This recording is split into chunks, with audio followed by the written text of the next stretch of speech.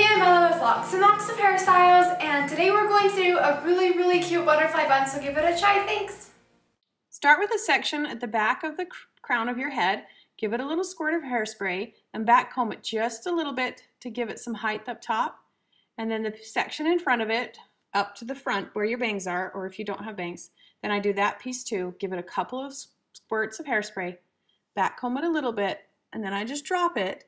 I take a wide tooth comb and barely smooth out the top surface. I leave all of that texture that we just put in underneath. Get it nice and high, and then I sweep it carefully into a ponytail so that I don't lose that height.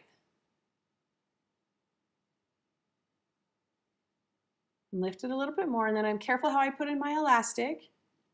Kind of hold it so it doesn't pull, then tighten it up, then go ahead and tug strands until you get it as tall or as high as you'd like on the top of your head. Then I section it into 3 sections. The middle one is just slightly smaller than the side two, and I'll clip that third strand out of the way. Then I will start over here on the side, and I'm going to be lace braiding. So it's like a regular French braid, so start with 1 link of your braid, but on the top side, which is where my upper hand is, I'm not going to add in hair. So watch as I take this strand. On the bottom, I add a little bit of hair to it, and I want to keep really small sections. But the top piece I just brought over with no hair on it at all. So on the bottom, I add a little bit of hair to it, and on the top, bring it over. Now the trick to this is I want to pull farther away with each strand. So my first one I only pulled about 1 inch, the next one was 2 inches, the third one was about 3 inches. Notice here, I will add a little section in, but I won't link it in the braid until I'm about now 4 inches out from the braid. Then add that in, bring your top piece over without adding any hair to it, pull out another small section, and it almost doesn't look like a braid here. I know you can barely tell what I'm doing.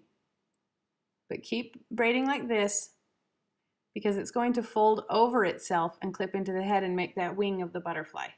That bobby pin in there, catch the braid, and then send it way in the back behind the braid so that you don't see the bobby pin at all. Then once you've reached the width that you want on your bow, so I went about 5 inches out to the side, then I didn't exceed that. I just stayed there, and every strand I do after this, I pull out to about the same width. So I'm not progressively getting any wider to make the turn on that wing. Just keep braiding and keep pulling it out that same distance, adding hair to the bottom strand, crossing over the top strand without adding hair. Then keep braiding down until you run out of hair on this third section, and then just single braid it down and put it in an elastic at the end. And then you want to take the remainder of the braid, however long your hair is, and curl it up behind the little wing and bobby pin it onto your head. And we'll anchor it down a little bit later, but go to your other side now, take a little section, and start doing 1 link of a regular braid, and then we're going to lace braid this one the same way we did the other side, just upside down. So bring your top strand over, and then on the bottom I'm going to add a little section of hair and come out about 1 inch from my elastic. So on the bottom here I'm adding hair and I'm coming out about 2 inches from my elastic.